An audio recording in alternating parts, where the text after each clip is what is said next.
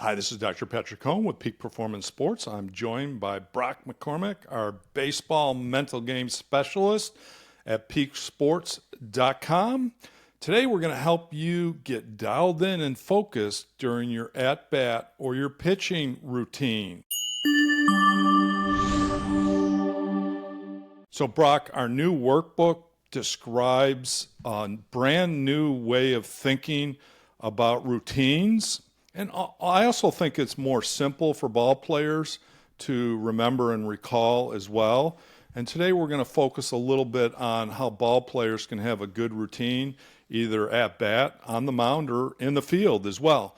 Let's talk about some of the challenges for hitters and pitchers alike when it comes to having a good routine. Well, the first big one is struggling to let go of the last pitch or the last play and carrying that self-doubt into the upcoming moment, next pitch, next play in the game. Yeah, and I also think about indecision's a big one. Indecision about your plan at the plate, indecision about the pitch call.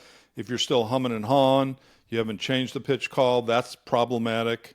I would also say getting distracted, lack of focus, and I think that's a big part of what the routine does, is it helps lock players in to the relevant performance cues as well. Certainly thinking too far ahead about outcome, I need to get a hit, that's a no-no in our world, right, in the mental game.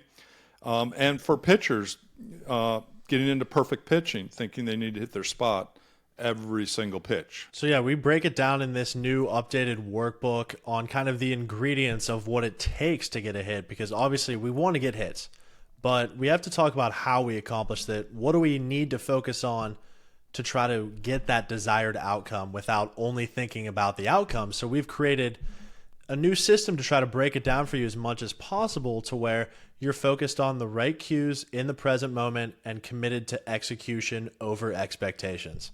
Yeah, so we've broken it down into three steps, three simple steps. Step one is the between pitch. Step two is the pre-pitch. And step three is really just the execution of the pitch and what you need to think at each stage of that routine.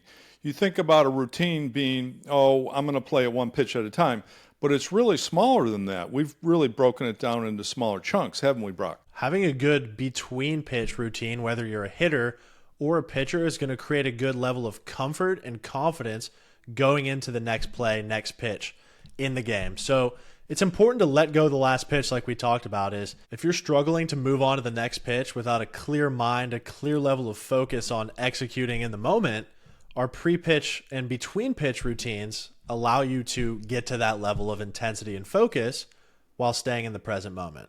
Yeah, and then the pre-pitch is all about focus, confidence, and composure, certainly, and getting prepared to trust in your skills. From a focus standpoint, there should be a couple of cues you're focusing on pre-pitch that's going to help you lock your mind in. And certainly that's getting the pitch call. In addition to getting to the pitch call, it's getting really committed to that pitch call and knowing that that's a good pitch for you in that moment. And if it's not, you're going to change the pitch if you have the ability to do that. And finally, we have the execution phase, which is getting into that automatic athletic mindset of committing to a few very simple cues to move us towards executing in the moment. So be free and let it happen, or react to the glove, or feel powerful are good reminders for our performance instead of thinking about maybe the mechanics or overanalyzing. And if you want more information about, pre-pitch routines, check out the Mental Edge for Ball Players 2.0, where we define this for pitching, for hitting, and also for fielding as well. And some of the breakdowns or distractions that may occur, which you want to prepare yourself for. You're human.